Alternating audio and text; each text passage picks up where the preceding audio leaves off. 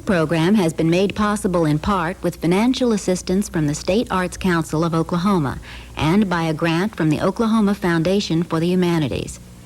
For further information on this and other humanities programs, contact the Oklahoma Foundation for the Humanities, 2809 Northwest Expressway, Oklahoma City, 73112.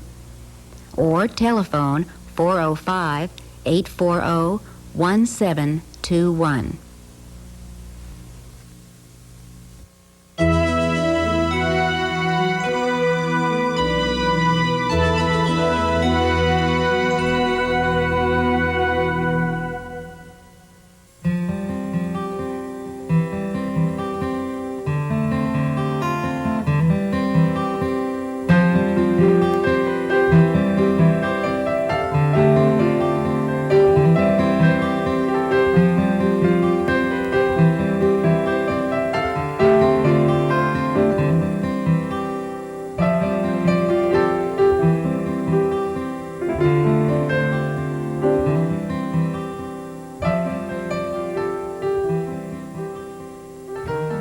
Artist, sculptor, husband, father. Jerome Tiger was not one to conform to the expectations of others. Rather, he would set precedents for others to follow and admire. Perhaps Jerome's unique sense of style and color is what brought him to the forefront of the Indian art world. Most Indians, used bright, garish colors. That was the Indian way of doing art. And Jerome started this muted color, this soft shade, this delicate shade. And of course, everybody tried to copy him.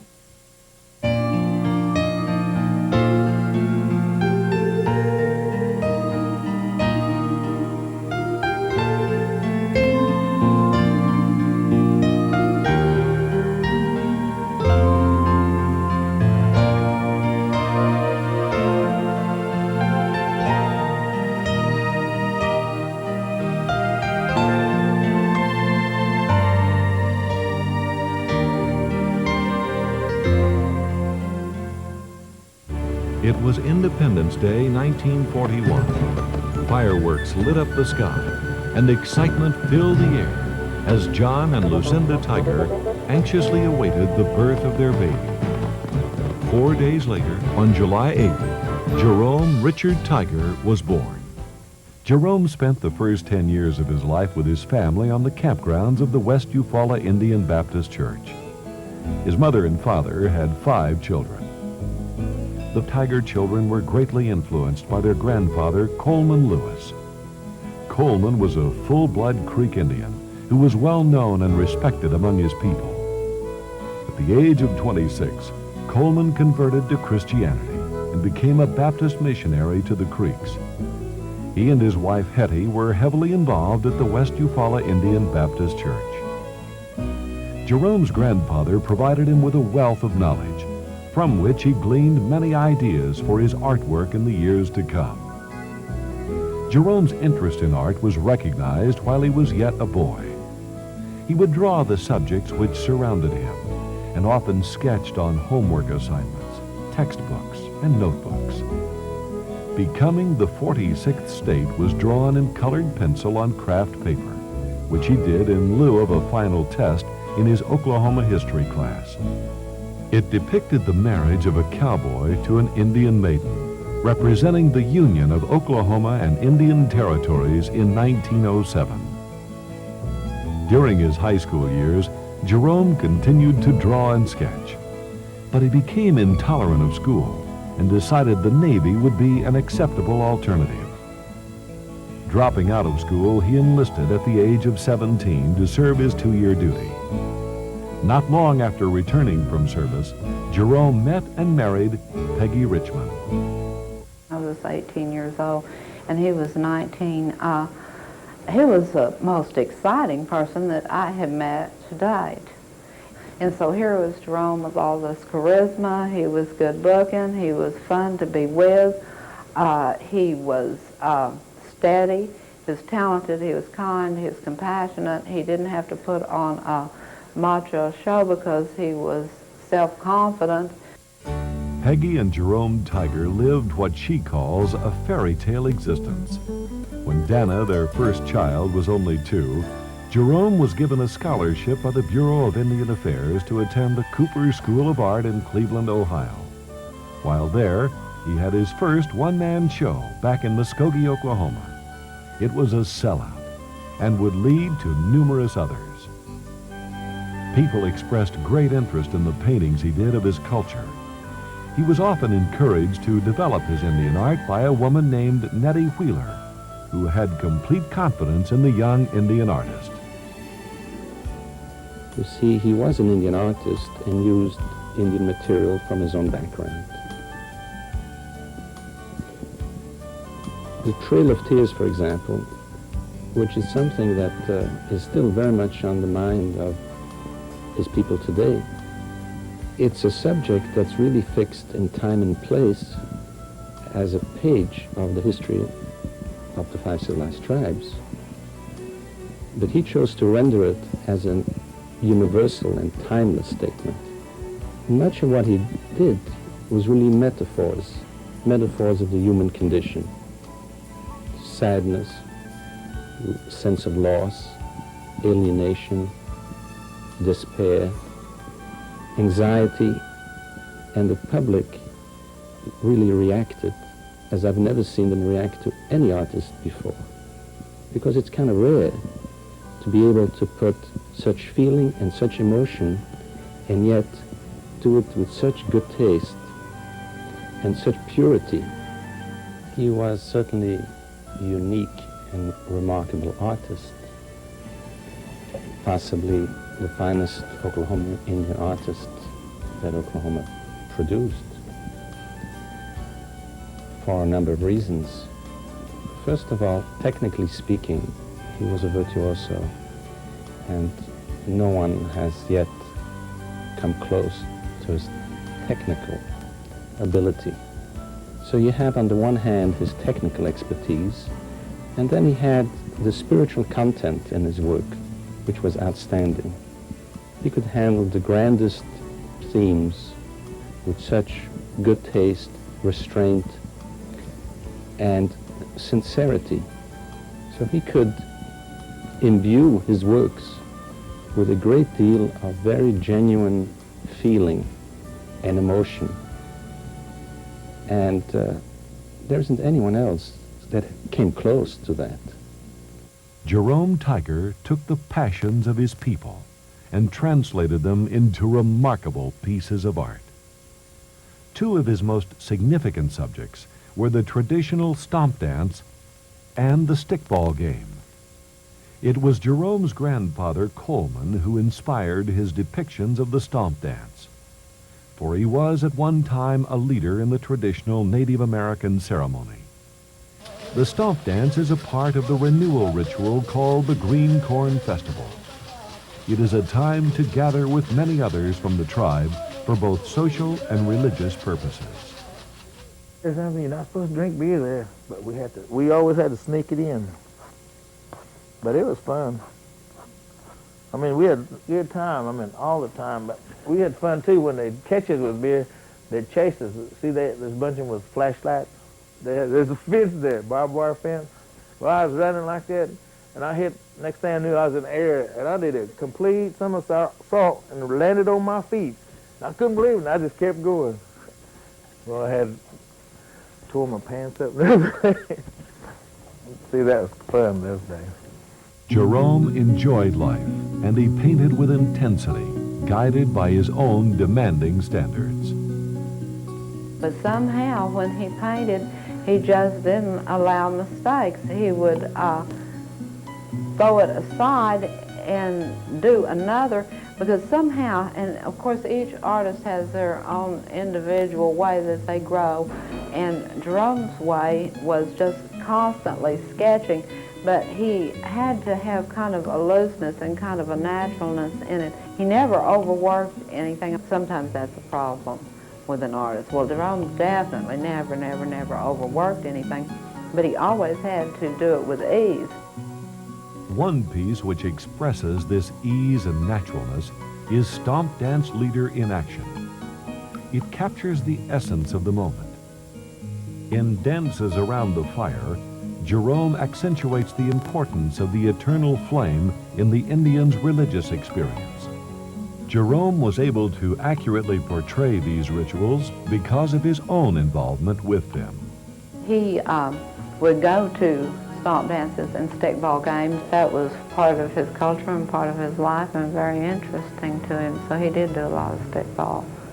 He liked athletics, and that was his Native American athletic event.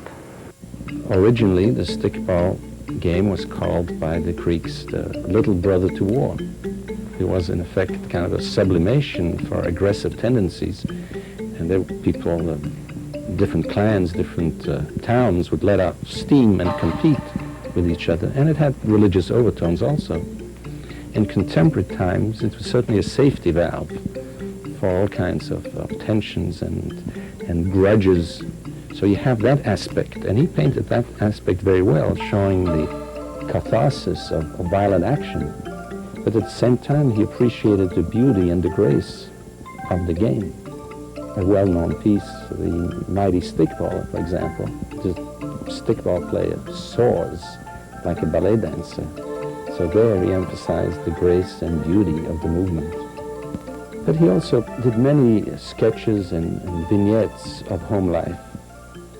People around the camps, around the dances, putting on shoes, tending babies, cooking, gossiping. And they're done with supreme skill, and the affection and regard that he had for these customs and for his people is self-evident. They're really very warm-hearted and lovely things. Though Jerome's heritage was Creek Seminole, his artwork encompassed all Native Americans, especially highlighting the 5 civilized tribes: Cherokee, Creek, Choctaw, Chickasaw, and Seminole. The many stories he had heard about his ancestors influenced the subjects of his paintings. You see all this snow coming down, and you think, I wonder how he does that. And he told us that he took his paintbrush and just flecked it, and those little drops would drop around and look just like snow. And it looked like it was coming down. When you'd see it, you could almost see it move. And you could see the wind blowing everybody around. People were so amazed at the action in the picture. It was beautifully done. He worked furiously at top speed, and yet there was no way that you could tell that by looking at his work. So meticulous, so precise, as if he pored forever over it. Also, although he was very economical in how he portrayed things, not putting in details that were unnecessary to carry out the message or the feeling, the mood. Where he thought detail was appropriate, the detail was amazing. Though Jerome was versatile in his art forms and tools, he always went back to using tempera paint. His Seminole paintings were done in this medium.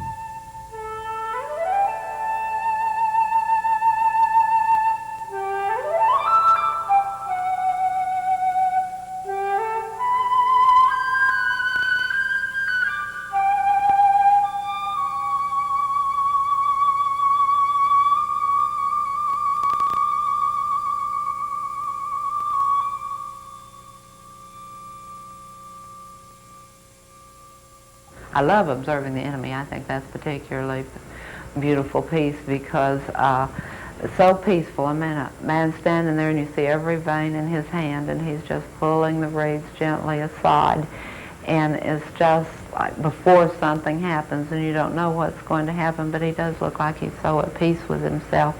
And then I think it's just a marvelous, the intricacies of the headdress on that man. I mean, the legs are a mere suggestion on that piece. You know, he's not going to have you look at the legs. He's going to have you focus right in here. And so I love that piece. That's one of my favorites, but I have others. Besides being a gifted artist, Jerome Tiger was a devoted father and husband. He was able to spend so much more time with his children being in our home than most fathers or most men would at that time. And he didn't mind doing that. He was perfectly happy to be the one seated at the table with a child on his knee and a messy little hand in his plate. He would want me to stay up as late as I could when he painted. And so he'd say, well, stay up and talk to me while I paint. And now, he didn't require much sleep. I think he slept less than maybe any human that I've ever known. And I'd crawl all over him while he was painting. And I'd throw things through the air, and I'd splash paint all over his paintings. And he could make paintings look like whatever happened was meant to be there. So anything that he started painting, he would, it would, as a finished product, be perfect no matter what went on. He was a great father because he and my mom got along so well, and he liked to entertain her, and she liked to be entertained, so they had a wonderful life because a lot of the things that he lived for was so that they could have a good time together and everything would be fun. We weren't used to all the excitement and the great big nice museums like Philbrook and Gilcrease and the one-man shows in such places, and so we were like kids, just like being allowed to dress up and stay up and go to someone else's party, and so we had fun. While he would sometimes paint day and night for 3 days, to him it was not work, and he considered himself the most fortunate human being to, as he would say, not have to work and be able to make a living. Jerome dedicated his time, talent, and his energy to live life to its fullest, doing what he loved to do. His artwork traveled nationwide. He held one-man shows in Arkansas, North Carolina, and throughout Oklahoma. Exhibitions which included his work could be found in Washington, D.C., New Mexico, Wyoming, New York, Illinois, and California. Awards and honors had his name inscribed, and Jerome's popularity spread at an amazing speed. Then, on August 13, 1967, at age 26, it all came to an end. It was a night like any other night, as Jerome's brother Johnny described it. Jerome walked into the familiar pool hall in Eufaula after dropping daughter Lisa off at his parents'. Jerome and his buddies played some pool, drank a little, and then drove to the lake to join a party. Jerome shot beer cans with his gun while others stood and watched. Everyone had a good time. Jerome left the party that night with Johnny and a few friends. They drove home in a friend's car. As the car pulled to a stop, Jerome put one foot out and scooted to the door. Something hit me on the shoulder. I thought it was him tapping on me. It was his head. His head bunging. But I thought I heard, it wasn't a loud noise. I just heard something go, thump, thump.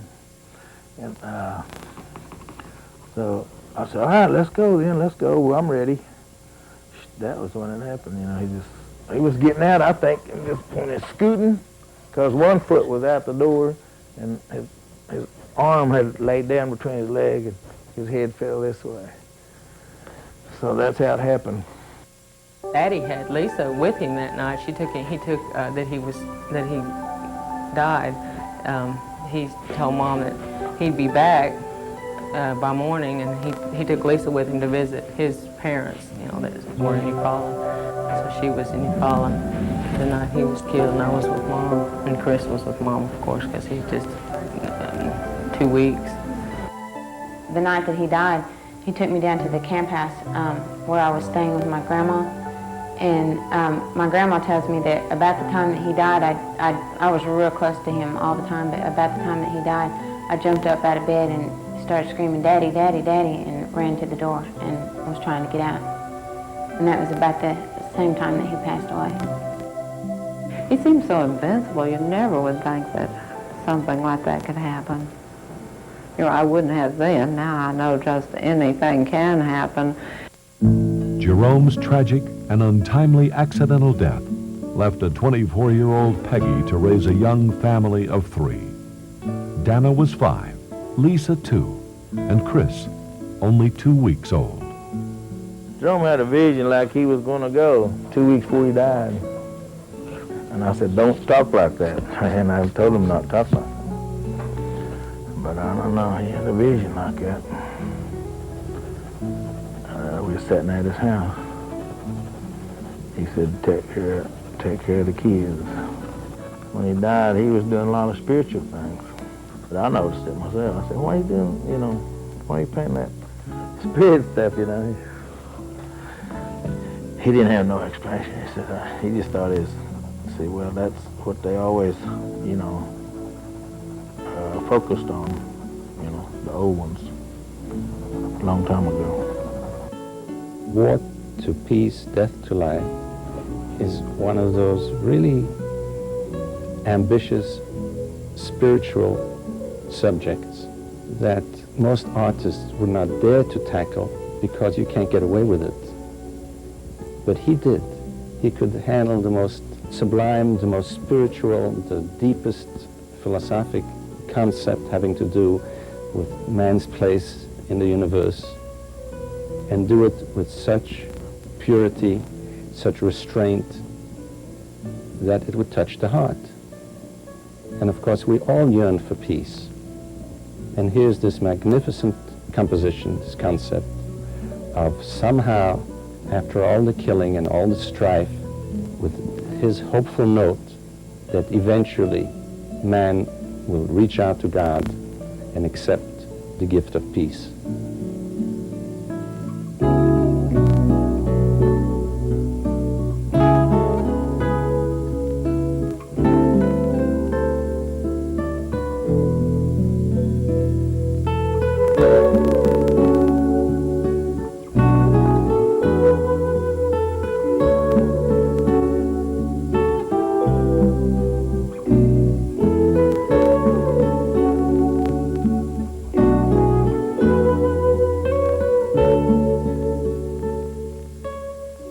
One of my favorites is something called The Travelers, for example. 3 Indians, horsemen, coming from nowhere, going nowhere, in an alien, empty landscape. That's absolutely a metaphor, because traveling, ever since the year 1, has really meant traveling to journey through life. One of his greatest burial scenes is very sketchy, which is very typical. Short on the details, because they're not important. He's trying to convey the sense of loss, the sadness, the loneliness. You're looking into the future, a veil, smoky, misty.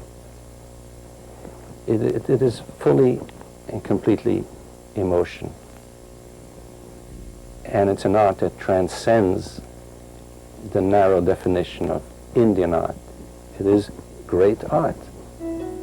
Jerome often left detail out in order to focus attention on what he thought was important. Many of his pieces were exquisitely complex and diverse, both qualities found within Jerome's own personality. When they put together in 1967 the Four Moons Ballet with the 4 prima ballerinas from Oklahoma and Ballard, the Native American composer, and all this was put together, brought together. Then they asked Jerome to do the cover. And they said, please come to the rehearsal so that you can see the ballerinas. And he said, I don't need to see the ballerinas. I have to do this myself. Well, he did it, and it is just an absolutely magnificent painting. And the ballerinas liked it so well that that was the pose they were in when they began the ballet, Jerome's pose.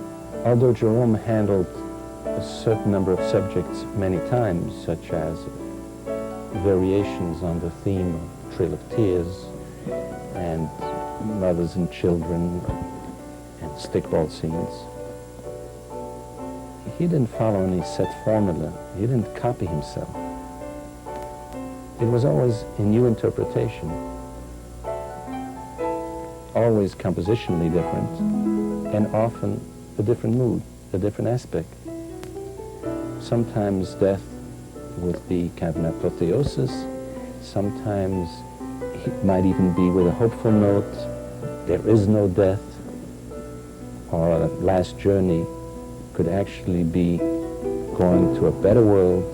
So he was very many-sided, and genuine. And every painting was something new. It was an original creation. He was not a formula painter. At one point in his life, Jerome tried a new medium, clay. He tried many times to produce a sculpture he liked, but to no avail. These earlier pieces turned into target practice when Jerome's frustration got the best of him. He figured since they weren't to his liking, they could at least be used for something. A few of his small sculptures remain, now owned by private collectors. However, his most acclaimed piece is of the stickball player. It has been bronzed and is a prominent figure at the 5 Civilized Tribes Museum in Muskogee, Oklahoma. He was killed before he got the hands finished, or the stick balls in it. But it was used anyhow here without it to show, and people came from all over, every place. That was one of the drawing cards of this museum, was that stickball player.